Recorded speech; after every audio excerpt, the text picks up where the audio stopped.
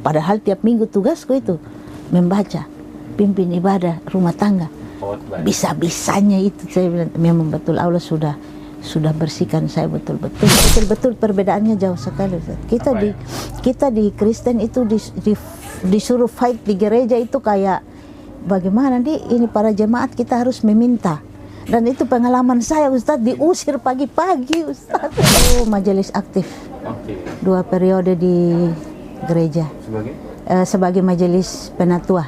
Oh, penatua? Iya, majelis aktif yang betul-betul aktif di gereja, yang betul-betul fight di gereja. Tapi itu yang bikin jemaat heran, yang bikin teman-teman penatua bilang, kok segampang itu dalam tempo 2 minggu.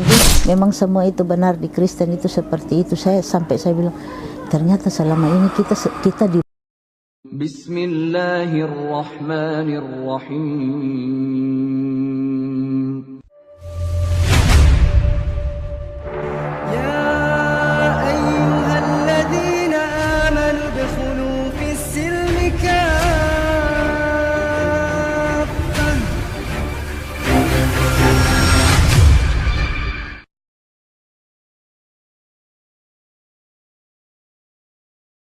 Assalamualaikum warahmatullahi wabarakatuh. Nama asli saya Mike Odiawati Kadir, nama Kristen.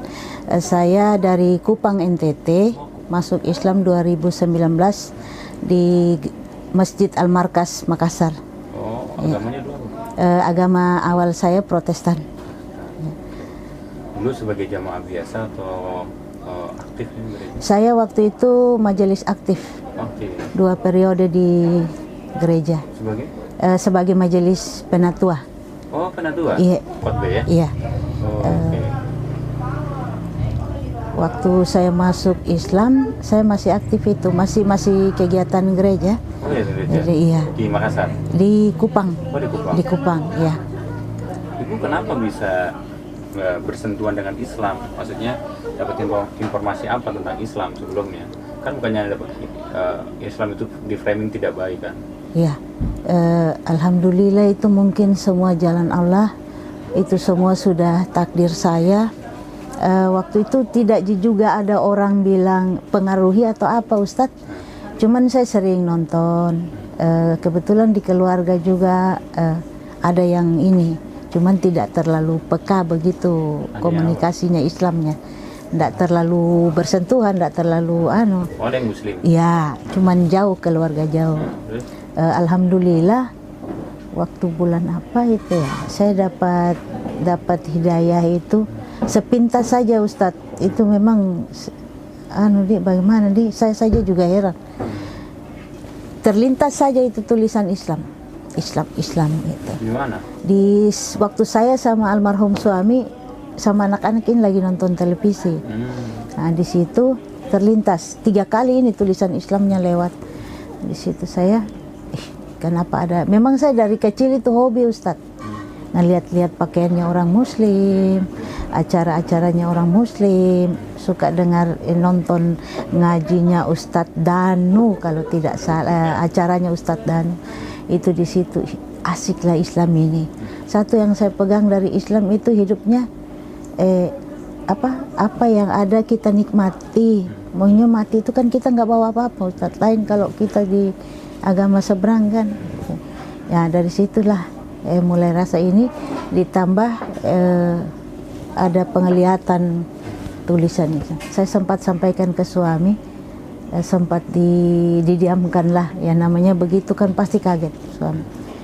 Ada 1 bulan dia tanya kembali, serius. Saya tanya apanya, saya sudah lupa ini, Ustadz. Katanya mau pindah agama. Oh iya, maukah? Saya bilang, tapi kita tidak bisa di sini, katanya. Keluarga pasti bertolak belakang sekali, dan pasti saya sebagai suami juga pasti berat mau ini. Jadi saya pikir di mana bagusnya. Dia bilang nanti saya tanya-tanya dulu teman, kalau bisa fasilitasi saya dukung. Karena masalahnya saya tanya kenapa begitu cepat mau kasih keputusan ke saya. Katanya ini masalah keyakinan. Kalau masalah lain saya otomatis tidak setuju. Takutnya terjadi apa-apa anak-anak saya, rumah tangga saya. Tapi itu pertanda bahwa dia juga mau pergi, Ustadz. Saya tidak tahu kalau suami itu secepat itu ninggalin kita bertiga. Itu udah masuk Islam belum tuh? Belum. Tapi udah sudah keinginan. ada keinginan, sudah ada restu dari suami. Cuma pesannya waktu itu jangan tinggalin anak-anak. Jadi saya sempat protes, kan saya pindah agama, bukan saya minta cerai. Dia bilang iya, tapi jika terjadi sesuatu jangan pernah tinggalin anak-anak. Alhamdulillah dengan restunya Ustadz, anak-anak saya alhamdulillah sekarang hafiz Quran. Oh, Masya Allah. Alhamdulillah, yang sulung ada di Bogor, bantuan Yayasan Mu'alaf juga alhamdulillah. Anak saya yang satu ada di sini umur 10 tahun, alhamdulillah. Saya hanya bisa bilang alhamdulillah, alhamdulillah saja. Memang kita masuk Islam itu, Ustadz, banyak penderitaan yang harus kita jalani, banyak ujian yang harus kita jalani. Penderitaan Tapi apa yang dialami? alhamdulillah saya berjuang sendiri tanpa bantuan keluarga. Karena sejak saya masuk Islam, keluarga lepas tangan dan menganggap saya itu tidak ada sama anak. Ya, dari keluarga almarhum suami juga menyumpahi saya, katanya saya bawa cucunya masuk. Saya bilang semua itu saya serahkan sama Allah, karena Allah sudah takdirkan, sudah gariskan hidup saya begini. Insya Allah saya kuat, saya mampu. Alhamdulillah Ustadz, walaupun kadang-kadang itu ya namanya hidup jauh dari keluarga Ustadz, berdaya upaya sendiri mulai dari nol sama anak-anak, tapi alhamdulillah sampai saat ini saya pernah down Ustadz, angkat tangan, betul-betul saya angkat tangan. Saya datang ke yang punya Yayasan Mu'alaf, saya bilang bantu saya kirim pulang ke Kupang. Saya tidak kuat lagi karena apa yang mau saya makan sama anak-anak saya itu.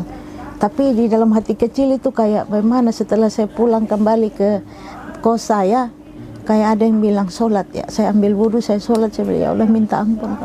Sebagai manusia biasa saya punya kekurangan, yaitu saya tidak sanggup lagi. Saya mau hadapi ini dengan bagaimana, saya tidak mau membebani orang lain, saya tidak mau membebani yayasan, karena yayasan banyak bantu saya, termasuk Arimatea ini Ustaz. Cuman ya itu, ada satu titik yang saya yakin bahwa tidak mungkin Allah bawa saya ke sini membuat saya sengsara sama anak-anak saya. Ya Allah ampuni saya ya Allah. Ya apapun keadaan yang Allah kasih dalam hidup saya, insya Allah saya kuat jalan. Alhamdulillah masuk 6 tahun ini Ustadz. Anak-anak juga karena direstui almarhum bapaknya, belajarnya rajin. Alhamdulillah sekali Ustadz. Itu saya bersyukur, walaupun ya mau dibilang bersakit-sakit dahulu Ustadz. Insya Allah anak-anak saya bisa angkat derajat saya, keluarga juga bisa menerima saya dengan anak-anak dengan keadaan seperti ini kan.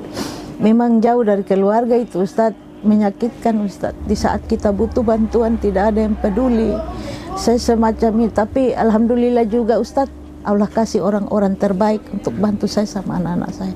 Itu sampai saat ini kadang kalau saya ingat Allah itu memang baik. Saya pernah dimarahi sama pendeta tempat gereja saya.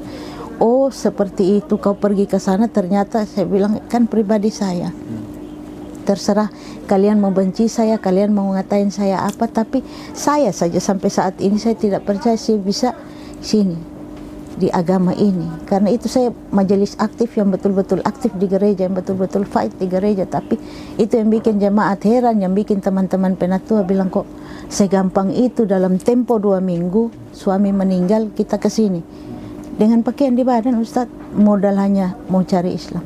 Alhamdulillah saya cuma minta sama Allah. Saya juga dikasih ujian sakit, berbagai macam penyakit, tapi di saat saya down dengan sakit saya cuma bilang Allah jangan sekarang Allah, karena masih ada anak-anak yang saya pingin lihat anak-anakku itu berhasil.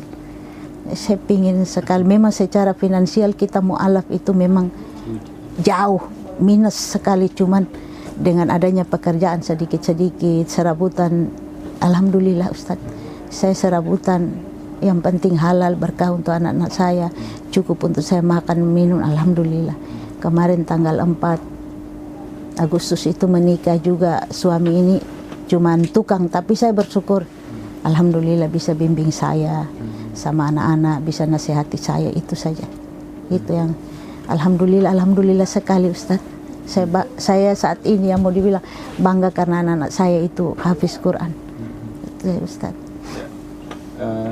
Prosesnya bagaimana tuh, 2 minggu ibu adalah majelis gereja yang aktif, lalu tiba-tiba masuk Islam, ada proses diskusi kah atau bagaimana gitu, sehingga meyakinkan banget ibu itu pengen banget masuk Islam. Lalu kenapa alasannya ke Makassar gitu ya? Proses dari Kupang ke Makassar tuh bagaimana prosesnya juga? Waktu saya dari Kupang ke Makassar, kebetulan ada sepupu, itu mamanya tante saya meninggal, jadi dibawa pulang ke Kupang, sakit dibawa pulang ke Kupang, meninggal di Kupang. Selesai 40 hari dia bilang, kan pas meninggal juga almarhum suami, dia bilang ikut saya ke Makassar. Tapi memang sudah ada niat tuh, tujuan saya, karena Makassar ini bukan target saya tidak pernah tahu ini Makassar bagaimana, jadi ikut saja. Nah di sini saya sampaikan bahwa saya mau pindah agama. Dia bilang saya tidak tanggung jawab kalau seandainya keluarga marah ke saya. Saya bilang, mamanya yang mu'alaf, karena bapaknya orang asli sini, jadi dia lahir itu Islam. Jadi dia bilang saya tidak berani, karena kau tahu sendiri keluarga tuh bagaimana itu sifatnya keluargamu, om-ommu, tantemu. Jadi saya bilang saya tanggung jawab diri saya sendiri. Dia bilang, jadi setelah disahadatkan 2 minggu, dia suruh saya keluar dari rumahnya. Karena di Kupang? Ada di sini, di Makassar sini. Ya. Jadi mungkin dia sudah diancam-ancam atau sudah dikasih masukan tuh, jadi dia suruh saya pindah cari kontrakan sendiri. Alhamdulillah saya sama anak juga bisa mengontrak sendiri. Jadi sejauh itu saya jalani itu, saya sama dia putus komunikasi karena dia takut di ini sama keluarga, biar saya pisah sendiri, saya bilang. Jadi selama berapa tahun itu enggak baku bicara, tidak ada komunikasi sama dia. Cuman dia yang menginformasikan ke sana keadaan saya sama anak-anak. Gitu. Jadi waktu kesini pun itu memang kemauan saya dari hati saya, langsung tidak ada komunikasi apa-apa sama siapa-siapa. Makanya gereja kaget waktu saya kirim surat pengunduran diri dengan saya dalam keadaan bercadar waktu itu, karena saya takut karena saya diancam sama om saya. Saya akan datang ke Makassar cari. Jadi saya sempat disuruh datang ke Kupang. Jadi waktu saya turun ke Kupang itu saya bercadar karena takut ditangkap di sana. Saya bercadar selama 2 minggu di sana. Saya urus semua surat pindah saya sama anak-anak, kembali ke sini, akte kematian suami, terus saya kembali ke sini. Nah di sini saya lepas cadar, inilah saya. Saya bilang begitu. Sempat saya posting di Facebook juga, dilihat keluarga, diancam, pokoknya diancam, tidak dikenal di apa bahasa, semua bahasa saya dapat Ustadz. Cuman saya sudah yakin bahwa ini yang Allah kasih dalam hidup saya. Dikeluarkan dari keluarga, tidak dikenal sama saudara-saudara, dianggap mati lah, dianggap mati. Sampai ibu kandung saya pun Ustadz tidak mengenal saya. Jadi saya bilang, saya pernah bertanya sama ustazah, apakah saya ini anak durhaka yang tidak berbakti sama orang tua karena jarang berkomunikasi sama ibu. Bapak sudah almarhum, tapi dibilang tidak, nah insya Allah kau pembuka hidayah buat keluargamu. Tapi itu tidak gampang. Tidak gampang kita berjuang untuk mendapatkan sesuatu yang baik, itu tidak mudah membalikan telapak tangan. Tapi setiap doa saya selalu doakan orang tua, almarhum bapak, adik-adik. Saya pernah posting di status WA itu ngaji. Adikku yang nomor 3, dia sampai bilang, Kak, merinding. Saya dengar dalam hatiku, ya Allah, kasih hidayah buat adik-adikku supaya kita sama sebelum mereka dipanggil pulang, ibu saya dipanggil pulang, biar kita satu. Menemukan keanehan nggak emang dalam agama ibu, sehingga memang kayaknya saya harus pindah ke agama Islam gitu kan? Ibu kan penatua atau buka ayat apa gitu kan tentang tauhid, tentang akidah, itu ibu bagaimana mengcompare? Saya menemukan ini memang banyak kalau di pihak gereja itu sama perbedaan. Memang setelah saya masuk Islam, saya dengar khotbahnya pendeta Yahya Waloni, memang semua itu benar, di Kristen itu seperti itu. Saya bilang, ternyata selama ini kita sama orang Kristen, tapi kita ini nggak tahu kalau kita di. Alhamdulillah sebelum meninggal saya sudah datang di jalan yang benar sama anak-anak saya. Jadi sempat saya sampai pesan itu anak-anak, kita nggak usah cari-cari titel yang tinggi deh nak, cukup kita belajar agama saja. Cukup itu sudah, nggak usah bilang mau jadi dokter andus apa, karena titel yang kekal itu semua almarhum. Saya bilang begitu. Jadi jangan pernah bilang ini kau mau sekolah tinggi begini-begini, tidak usah nak. cari mereka. Kita sudah di tempat yang benar ini. Insya Allah memang mama ini juga manusia berdosa, tapi insya Allah lewat kalian berdua mama bisa lihat, ngintip saja itu pintu surga. Alhamdulillah. Memang ada perbedaan Ustaz, jauh. Kita di Kristen itu, bukan saya menjelekan karena saya sekarang anaknya Allah, bukan karena saya itu sekarang Islamnya, tapi betul-betul perbedaannya jauh sekali. Kita di Kristen itu disuruh fight di gereja itu kayak bagaimana nih, ini para jemaat kita harus meminta. Dan itu pengalaman saya Ustadz, diusir pagi-pagi Ustadz. Menagih untuk gereja. Per bulan? Tiap hari itu ada tagihan, ada bukunya Ustadz. Tagihan apa? Misalkan ada acara untuk gereja gitu, ada acara Pesparawi, ada acara tahunan, ada aja. Kita disuruh meminta ke jemaat sumbangan, tapi ini sumbangan ini kayak membegal atau memaksa. Wajib. Harus. Pagi jam 7 sudah harus ini Ustadz. Saya sempat diusir, sempat dimaki, tapi tugas gereja. Nanti datang di sini Ustadz, saya bilang ya betul nih. Perbedaannya betul-betul beda. Betul kata Ustadz Yahya Waloni, dasi saja yang dipakai jemaat yang beli, betul. Karena uang jemaat yang diambil. Gula saja mau minum kopi ini, uangnya jemaat. Betul, bagaimana kita tidak dimaki, tidak di ini pagi-pagi gara-gara menang. Kita kayak petugas koperasi. Iya Ustadz, saya bilang betul-betul. Kalau di Islam saya belajar memang kita bersedekah itu jangki. Kalau di Kristen kan lain Ustadz. Kita menolong sesama kita orang berpunya. Kalau yang sama-sama susah enggak bakalan dia mau tolong. Misalkan saya minta ke kakak, Kak bantu saya dulu. Tapi kalau yang satu yang suami istri pegawai, dia bantu. Itu yang di situ saya bilang berpikir, alhamdulillah ya Allah, Allah kasih saya di umur-umurku begini saya bisa bedakan. Saya sudah pasrah hidupku di Islam, apapun yang terjadi itu semua yang terbaik dalam hidup saya. Itu. Jadi saya bilang bersyukur. Saya pernah kecelakaan 2010 itu Ustadz sama almarhum suami sama anak yang sulung. Ketindis bangunan rumah ini Ustadz dari jam 10 pagi sampai jam 2 sore. Baru bisa diangkat orang keluar dalam runtuhan rumah. Tapi itu memang semua Allah memang mau pakai saya sama anakku. Mau panggil saya sama anakku ke agama ini. Jam 7 malam baru dibawa keluar dari kampung datang ke rumah sakit. Di situ dibiarkan saja, sedangkan patah ini. Suami sebelah kanan, saya sebelah kiri. Alhamdulillah saya bisa sehat, suami saja yang agak pincang. Itu pun kita urus diri sendiri Ustadz di sini. Saya bilang betul-betul Tuhan itu yang dibilang Tuhan Yesus tidak menolong Ustadz. Saya menderita betul sama suami, sama anak-anak, usaha sendiri Ustadz. Usaha sendiri tanpa campur tangan keluar. Satu biji obat pun tidak dibelikan, saya usaha sendiri. Padahal dalam keadaan pincang. Suami saya masih tempat tidur Ustaz. Di situ saya bilang betul-betul yang dibilang Tuhan Yesus tidak ada. Tidak ada. Hari ini baru saya ungkapkan sakit hatinya saya. Makanya pendeta marah. Dia bilang, oh hebatnya kau pindah ke haknya saya. Ini pribadi saya. Saya mau Hindu, saya mau Buddha, saya mau Islam, pribadi saya. Terserah kalian mau benci saya. Ini yang saya cari. Saya perjuangkan selama ini. Dibuang keluarga, di gereja dibilang saya tidak ini. Alhamdulillah saya di sini. Di sini saya banyak belajar Ustadz bahwa kita orang Islam itu bersedekah tidak tunggu kaya.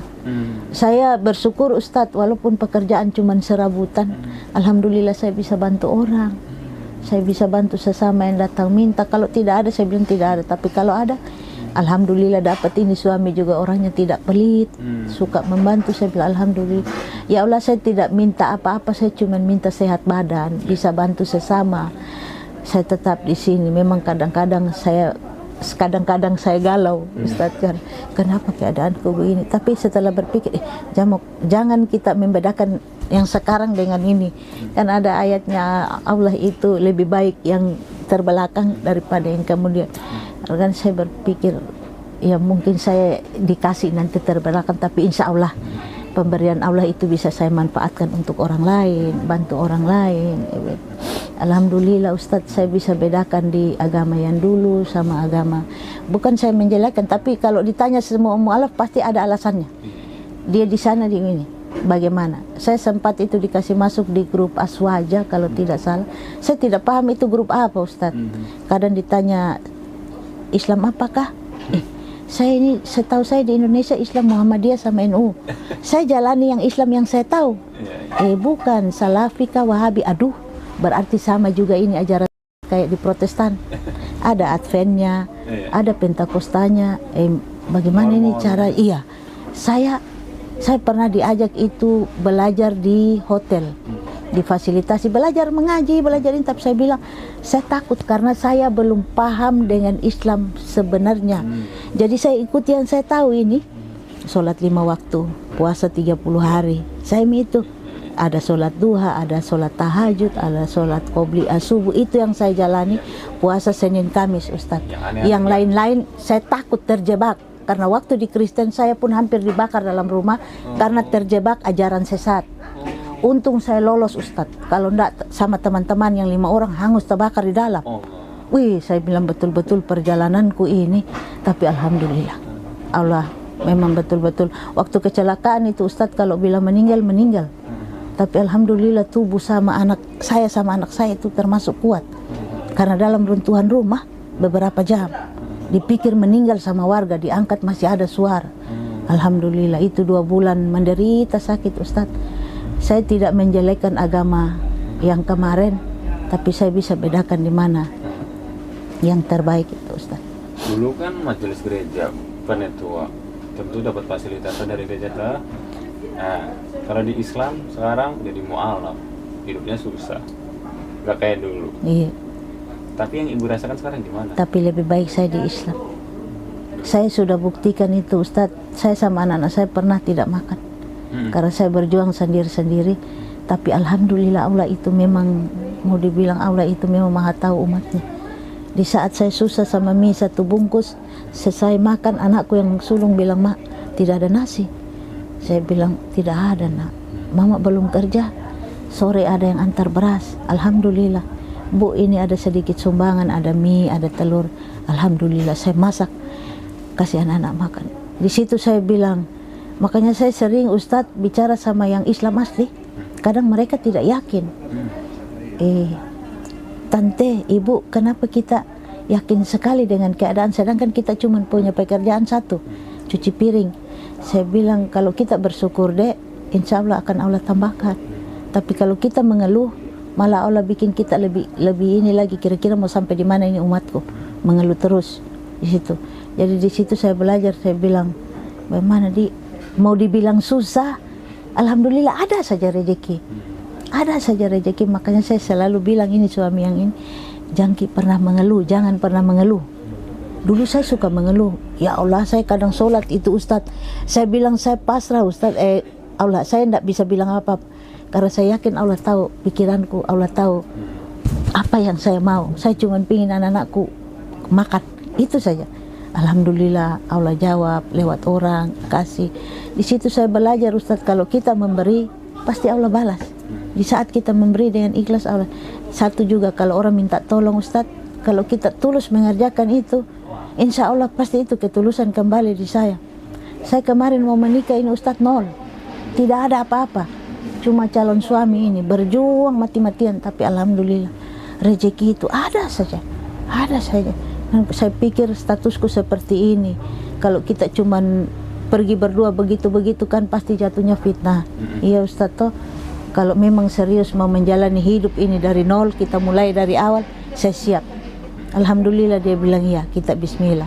Alhamdulillah, Ustadz, nikah sederhana dengan begitu banyak ada uluran tangan secara materi, secara doa. Alhamdulillah sampai selesai, Ustaz.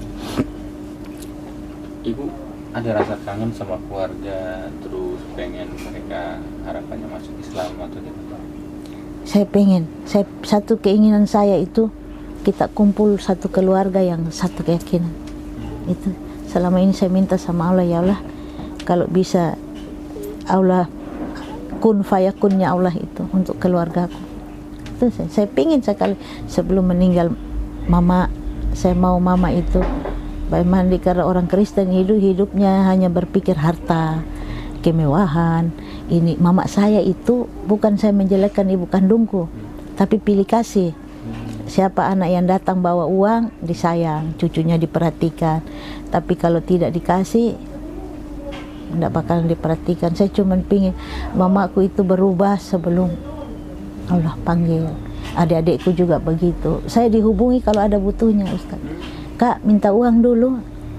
Mereka tidak tahu perjuanganku di sini, Ustaz. Saya tidak punya tabungan apa-apa. Alhamdulillah saya bisa makan sama anak-anakku. Kebutuhan yang di Bogor kadang minta. Kadang saya bilang, Mama belum punya uang, nak. Nah, nanti kalau ada kerja Mama kirimkan. Tapi dia bilang, Mak, cukup-cukup saja. Kalau 100.000 bisa, Alhamdulillah, Mak. Yang penting ada uang jajan. Mereka tidak tahu saya di sini lagi berjuang. Tapi aku bilang, kalaupun ada rezeki, insya Allah, Ustaz, saya kirim kalau mereka minta. Saya kirim untuk mereka kalau mereka ini. Di Bogor, yang sulung. Tadinya di pondok sini, MMCI, cuma dikirim ke sana, ke Bogor. Baru mau setahun ini, Ustaz. Di pondok pesantren apa? Sahabat Al-Quran, Cibinong, Bogor. Sahabat Quran. Iya, iya. Ustaz Kris, siapa itu mualaf juga. Ustaz Agus Kris. Agus Kris, iya. Itu dekat rumah saya. Oh. Nanti suruh kontak saya. Oh iya. Kalau ada rezeki Nanti. saya kasih uang saku nanti. Saya minta nomornya Ustadz biar juga bisa bimbing, karena kemarin itu Ustadz yang namanya anak laki-laki, Ustadz, saya mau itu dia dikasih disiplin mandiri, jadi makanya kemarin katanya ada ketahuan sama teman-temannya itu merokok. Saya marah, saya telepon, saya bilang ndak sayang Mama sama adek. Kalau ndak sayang Mama, Mama pergi jauh, biar ikut ini Bapak ke kampungnya, ndak usah ketemu Mama. Mama kirim di sana supaya kau bisa angkat derajatnya Mama. Kau kasih tunjuk keluarga bahwa tanpa bapak, tanpa keluarga, Mamaku bisa sekolahkan saya sampai saya bisa. Dia niatnya itu berdakwah. Jadi saya bilang jangan kau terpengaruh, nak, sama ajakannya teman-teman. Jangan. Jadi Ustadz boleh bila ibu kemarin sempat saya bilang terapkan saja aturan pesantren, karena dia anak laki. Ini yang ini kecil juga begitu, tapi alhamdulillah yang kecil ini kalau dia lihat kakaknya berulah, dia bilang, Jamiki saya bikin Mama deh. Di sana juga? Ada di sini, tapi katanya nanti selesai 2 tahun lagi dia dikirim ke Jogja. Saya senang kalau anak-anakku berhasil di agama, Ustaz. Itu saja, saya selalu nasihati mereka berdua, bikin bangga bapakmu, karena ridhonya bapakmu, restunya bapakmu, kau berdua bisa selincah ini, sepintar ini. Kalau saya belum lincah mengaji, Ustadz, karena putus-putus, belajar di sini, lepas, pindah lagi. Saya berpindah-pindah karena masih ngontrak, Ustadz. Itu saya juga pingin sekali, Ustadz, mengaji, fokus di agama. Cuman ya itu tuntutan hidup, cari hidup. Saya bilang, ya Allah, satu saat pasti saya bisa fokus untuk belajar. Saya bilang, iya. Kalau sekarang ini memang hidup masih morat-marit, tapi insya Allah pasti Allah kasih saya kesempatan untuk belajar mengaji. Saya alhamdulillah bahagia sekali, Ustaz. Kan bahagia sekali. Tua, tinggi di gereja. Tinggi di gereja, Ustaz, tapi hidup tidak tenang. Bangun pagi belum urus keluarga, pi menagih hutang di jemaat. Kok jadinya hutang? Pi mana itu, anggap saja menagih hutang, pi begal jemaat. Kena maki, kena usir, pagi-pagi ini kau sudah datang menagih, kayak uangmu ada simpan di sini. Mau di apa? Karena tugas dari gereja. Kalau tidak ada daftar pasti dibaca itu tiap hari Minggu, Ustaz. Ibu ini belum penyetoran begini-begini. Wih, malu ini. Tiap minggu itu pasti dibaca. Ibu, mana setorannya? Waduh, ini mau urus keluarga, apa mau urus tagihan ini? Itu perpuluhan atau apa? Itu perpuluhan lain lagi. Oh, lain lagi? Lain lagi itu perpuluhan. Ustaz, saya sejak mengucapkan 2 kalimat syahadat, Ustaz, blank pikiranku, tidak ada satu ayat Alkitab yang ada di kepalaku. Tidak ada, langsung hilang gelap. Ya, langsung hilang gelap. Ditanya orang pernah itu di grup Aswaja itu, Ustaz.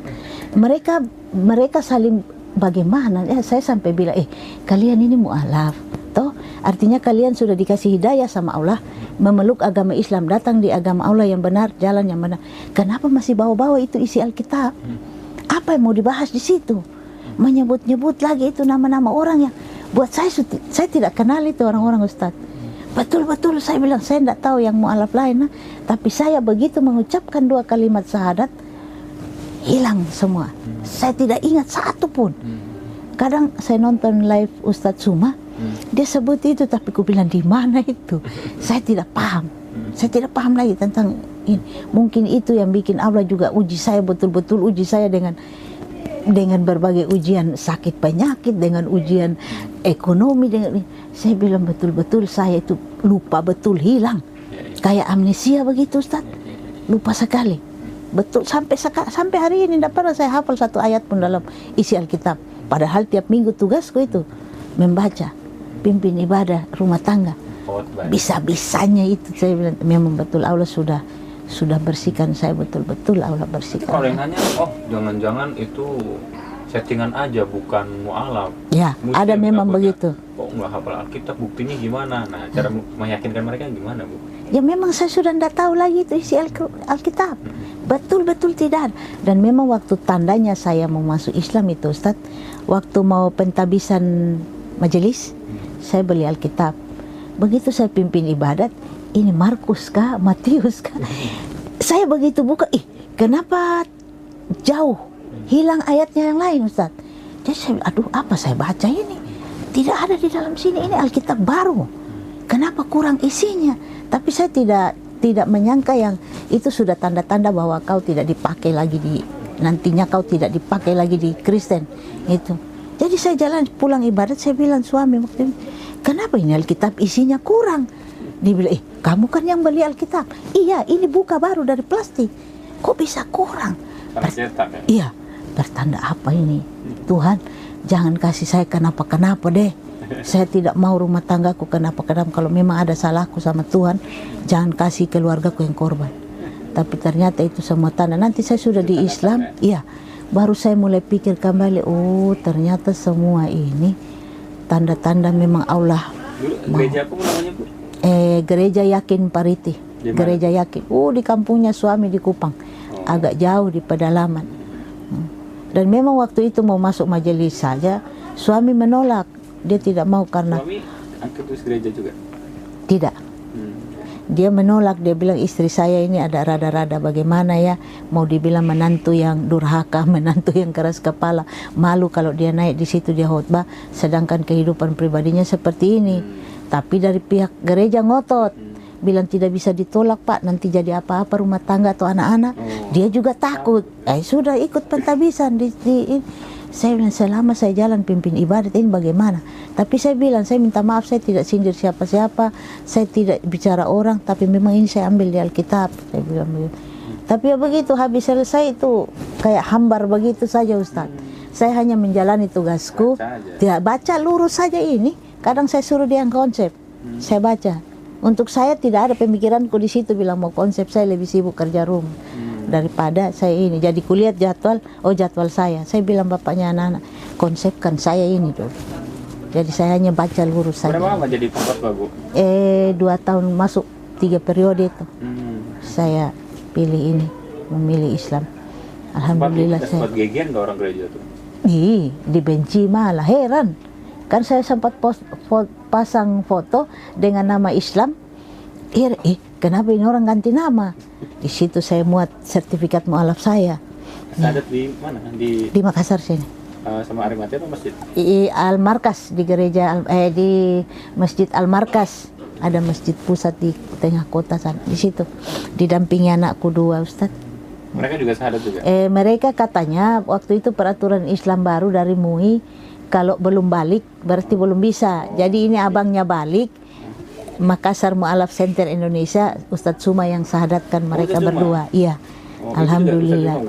Iya, saya juga di dalam yayasan Ustadz Suma ini. Alhamdulillah banyak membantu. Bukan, saya sendiri di Masjid Al-Markas, anak-anak yang di MMCI di Ustadz Suma.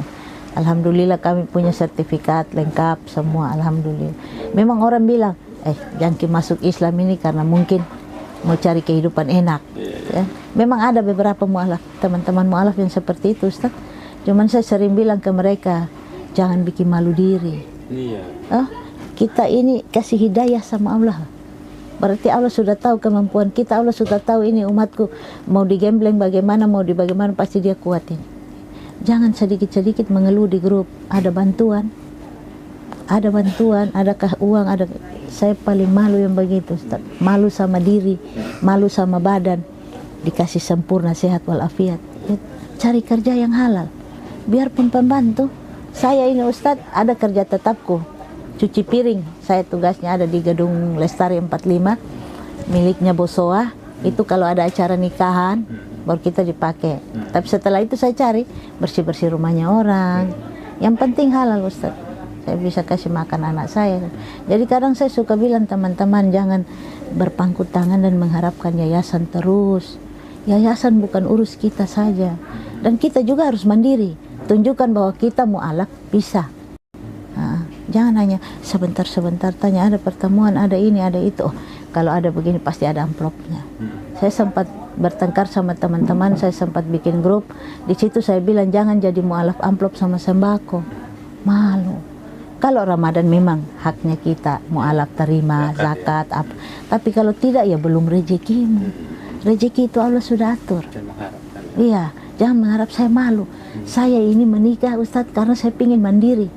Karena selama ini saya dibantu yayasan MMCI, anak-anak dikasih sekolah, saya juga kadang dibantu uang belanja, tapi saya pikir, ya Allah, saya bismillah, kasih saya jodoh yang bisa bimbing saya, kita berdua bisa menafkahi hidup kita sama anak-anak. Terus saya, iya, jadi saya pikir biar menikah, jadi ada yang saling bantu begitu. Bukan masuk Islam karena menikah. Bukan masuk Islam karena tunggu bantuan dari ini, kan malu Ustadz. Itu kadang-kadang saya bilang teman-teman, bukan masuk Islam karena nikah juga. Iya, bukan. Saya masuk Islam karena kemauan saya sendiri.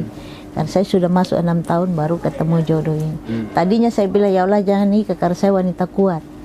Ada Allah ini, tapi itu kita bicara. Tapi Allah tulis di situ lain. Terima saja, saya bilang. Tadinya saya bilang saya mau jadi wanita tulang punggung, tulang rusuk untuk anak-anak saya. Tapi ternyata di tahun ini Allah kasih saya jodoh. Alhamdulillah, Kak, sering sakit-sakit. Di rumah sakit juga sendiri. Kadang dokter bilang, Ibu, kita betul tidak ada keluarga. Tidak ada dokter. Baru kalau di rumah sakit begini, Ibu. Saya Alhamdulillah bisa dokter. Saya bisa urus diriku sendiri.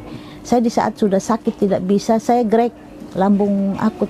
Jadi kalau naik Ustadz, suka ya tunggu saja itu tuh. Saya suka bercanda ini sudah sakaratul maut ini. Saya berusaha sendiri. Pesan Maxim, siap barang antar ke rumah sakit. Nanti sudah 2 hari 3 hari itu baru teman-teman pada tahu di manakah lagi opname. Gitu. Ih, kuat sekali, kenapa bisa kamu? Ih, harus dikuat-kuatin. Harus dikuat. Yakin bahwa Allah itu tidak mungkin kasih tinggal begitu. Alhamdulillah sampai di rumah sakit ada bidan, ada perawat yang atur. Selesai ditindak baru dia bikin administrasinya. Alhamdulillah, itu saya bersyukur sekali Ustadz. Walaupun saya dibuang keluarga kandung, saya tidak dianggap keluarga kandung, tapi Allah kasih saya keluarga yang mau dibilang melebihi keluarga. Saya punya orang tua angkat. Kemarin saya menikah di sana. Sayangnya ke saya sama anak-anak melebihi orang tua kandung saya Ustadz. Perhatiannya itu dari beras, dari uang belanja. Saya sampai bilang kenapa orang yang tidak sedarah dengan saya, tapi itulah Allah kasih kita, Allah uji, tapi di samping ujian itu ada orang yang bisa menopang kita, support kita. Alhamdulillah sekali Ustadz, saya bersyukur sekali. Makanya aku bilang anak-anak, satu mama cuman pesan, kita tidak boleh takabur, tidak boleh sombong. Kita harus pintar bawa diri sama orang. Kalau orang minta tolong harus tulus, tidak boleh ngomel, tidak boleh dengan berat hati. Satu, kalau punya pekerjaan, cintai pekerjaan. Jangan lihat gajinya, lihat pekerjaannya. Insya Allah kau akan baik-baik saja. Berteman dengan orang juga pintar bawa diri, kau baik-baik saja. Karena kan zaman sekarang kalau kau berduit kau dianggap tidak ada uang, tidak perlu, karena takutnya membebani. Ustaz, satu, saya tidak mau membebani. Jadi kalau saya memang betul-betul butuh Ustaz, terpaksa saya bicara, bisa bantu saya. Saat ini saya ada dikasih kontainer untuk jualan, tapi suami juga baru mulai kerja, tukang tuh Ustaz, kita juga kos. Jadi saya bilang insya Allah, minta sama Allah pasti ada rezeki, kita ada modal. Saya alhamdulillah basic saya TKW, mantan pembantu, jadi semua bisa saya laksanakan. Alhamdulillah sekali itu Ustaz, pengalaman saya punya, alhamdulillah sekali. Jadi saat ini saya cuma mau bilang saya di Islam itu saya kaya, saya bahagia. Itu saya. Walaupun orang bilang susah sekali hidup, malam pulang pergi kerja pagi pulang malam, saya bilang saya ada Allah, ada Allah. Di saat saya butuh betul saya minta pasti Allah kasih lewat orang. Saya bilang begitu.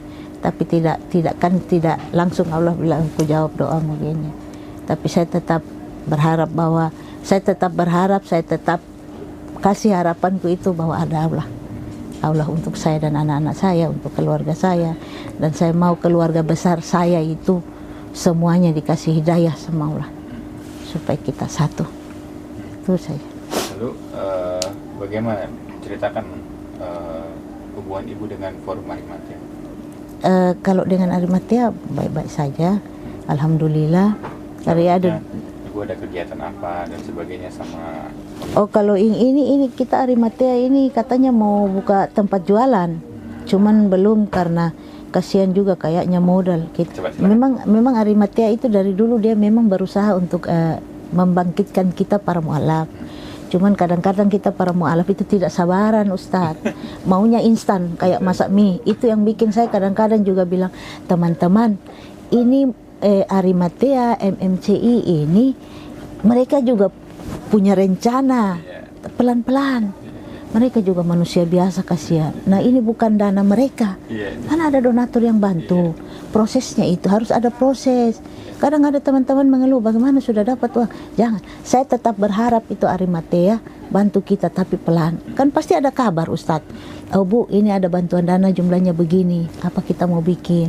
Nah, kita sudah dirangkul itu Ustadz. Ada yang punya salon, ada yang punya usaha rumahan apa, kayak keripik-keripik begitu. Nah, kalau saya di masakan jadi sama nasi kuning juga ini, saya sempat bergabung juga. Cuman jarak saya waktu itu tinggal agak jauh, ke sini agak jauh. Akhirnya saya bukan mengundurkan diri tapi resign dulu. Jadi Pak Latif jalan sama. Bagus si Arimatea, dia membantu kita, tapi itu kadang-kadang tidak ada kesabaran dari teman-teman. Iya, jadi saya kalau di sini saya memotivasi teman-teman, kalau seandainya ada juga mualaf-mualaf yang ada di Makassar sini yang ada dibantu Arimatea, kita bersabar. Sabar saja, insya Allah pasti ada. Kita dikasih bantuan, kita dikasih ini ada. Ini kan bukan uangnya Arimatea, ya kan? Kalau ada uangnya. Iya, kalau ada uangnya Arimatea. Kalau ini kan Arimatea juga lobby sana, lobby sini. Perjuangannya Ustadz Jumsar untuk kita itu sama tim Galeri Mu'alaf ini betul-betul. Kemarin kami sempat bersih-bersih juga, ada tenan di Minasaupa itu. Cuman itu kembali lagi ke laptop. Jadi bersabar saja. Saya dapat satu tenan itu, sudah saya bersihkan apa. Saya mau itu kita bagaimana dukung, support Galeri Mu'alaf ini. Karena memang dia fight untuk kita para mu'alaf. Jadi jangan bilang, langsung ini jadi, jangan. Kita support, doakan mereka sehat-sehat, supaya kita bisa diperjuangkan. Itu jangan kita langsung, oh iya ada modal di sini, ini jangan. Makanya saya mungkin salah satu mu'alaf yang mau dibilang cuek, bukan cuek, cuman serahkan ke mereka. Pasti ada waktunya mereka bilang, oh ini kita kumpul di sini. Kadang-kadang dipanggil pertemuan 1 minggu, 1 bulan 1 kali juga. Banyak alasannya, kasihan. Saya bilang, mereka sudah fokuskan hidupnya, idenya untuk kita, para mu'alaf, malah kita tidak mensupport, mendukung, kan kasihan. Anggaplah perjuangan ini Arimatea sia-sia. Kalau saya tetap di Arimatea dipanggil, hadir. Saya hadir, kalau tidak bisa saya bilang, oh ada kerja, jadi saya tidak bisa hadir. Kalau dari saya, buat teman-teman mu'alaf, buat teman-teman muslim yang dari lahir, kita itu harus bangga punya Allah. Saya bangga, saya bangga, walaupun sesusah-susahnya saya dikasih ujian, dikasih ini, tapi alhamdulillah saya bisa lewati. Karena Allah tahu, pundak yang Allah pilih itu yang bisa. Dan buat teman-teman yang dari lahir itu, perbaiki lagi akhlaknya, tunjukkan pada kita mu'alaf bahwa oh inilah akhlak orang Islam seperti ini.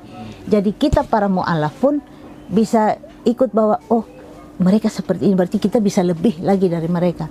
Kalau ada ujian, tidak usah deh kita mengeluh ke orang.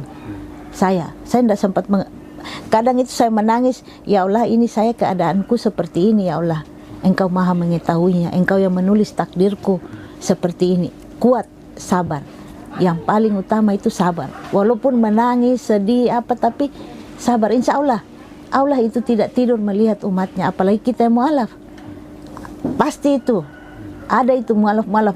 Tidak mungkin dalam hidupnya itu mu'alaf, Allah tidak pernah buat hal baik untuk itu mu'alaf. Kalau saya banyak.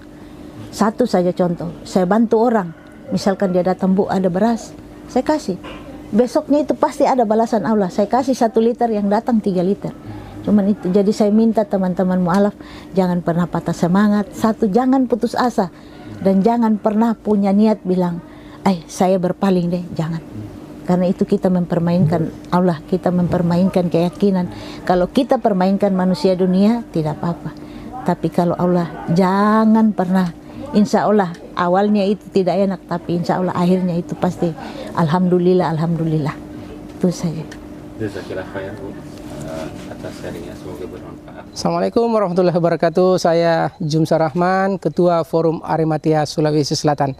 Arimatea fokus dalam berdakwah kepada non-muslim dan membendung gerakan-gerakan kristenisasi serta pembinaan dan pendampingan mu'alaf di Sulawesi Selatan. Di Sulawesi Selatan umumnya dan khususnya di Kota Makassar sangat masif gerakan-gerakan pendangkalan akidah dan sangat minimnya kepedulian kepada saudara-saudara kita yang mu'alaf. Untuk itu kami dari Forum Arimatea sementara merintis Mu'alaf Care, yang mana di Mu'alaf Care ini ada rumah singgah mu'alaf dan galeri mu'alaf. Alhamdulillah kami dari Forum Arimatea Sulawesi Selatan telah mensyahadatkan ratusan orang-orang di luar muslim dan alhamdulillah kami telah melakukan pembinaan dan pendampingan. Sahabat ngaji cerdas, kami dari Forum Arimatea sementara merintis pembangunan musola, yang mana musola ini akan menjadi pusat pembinaan dan pemberdayaan mu'alaf satu-satunya di Sulawesi Selatan dan akan kami mulai. Teman-teman, ayo Mike and Rini bersama-sama di Forum Arimatea. Ewako, Allahu Akbar. Nah, teman-teman, di sini ada produk bagus nih. Namanya Sultan Parfum. Parfum para perindu surga. Nah, di sini ada 4 macam produk nih. Yang pertama, parfum dengan aroma Raudhoh. Parfum dengan aroma Hajar Aswad, parfum dengan aroma kasturi, dan yang keempat adalah parfum aroma 2000 bunga. Nah, kalau teman-teman sekalian sedang umroh, lalu pulang ke tanah air dan rindu dengan suasana di Masjidil Haram maupun di Masjidil Nabawi atau di Mekah dan Madinah, teman-teman bisa beli nih Sultan Parfum dengan aroma-aroma yang menyesuaikan dengan suasana di Mekah ataupun Madinah. Nah, selain teman-teman beli parfum ini, nanti teman-teman dapat bonus gratisannya juga. Apa aja sih teman-teman gratisannya? Nih, yang pertama nanti teman-teman dapat kitab atau buku saku zikir pagi dan petang sesuai dengan sunnah. Nah, yang kedua, teman-teman nanti dapat gratis tasbih nih. Wah, lucu banget ya, imut nih, bisa dibawa kemana-mana. Yang ketiga, nanti teman-teman dapat juga nih kertas untuk bagaimana sih parfum ini digunakan untuk saat suasana apa aja. Di sini udah dijelasnya teman-teman semua. Nah, jadi teman-teman jangan lupa nih dibeli, informasinya ada di sini nih. Nah, dengan teman-teman membeli produk parfum Sultan ini, teman-teman sama saja dengan membantu operasional dakwahnya channel YouTube Ngaji Cerdas. Nah, luar biasa kan? Dengan harga berapa teman-teman sekalian? Cukup dengan 90 ribuan saja, teman-teman sudah bisa dapatkan ini semua nih. Masya Allah ya. Ini semua nih, semua teman-teman bisa dapatkan hanya dengan 90 ribuan rupiah. Teman-teman juga sudah termasuk membantu operasional dakwah, support channel YouTube Ngaji Cerdas. Nah, luar biasa kan? Nah, jadi tunggu apa lagi teman-teman ya? Segera hubungi di sini nih, di link yang tertera di bawah ini ya. Terima kasih ya teman-teman sudah menonton. Assalamualaikum warahmatullahi wabarakatuh.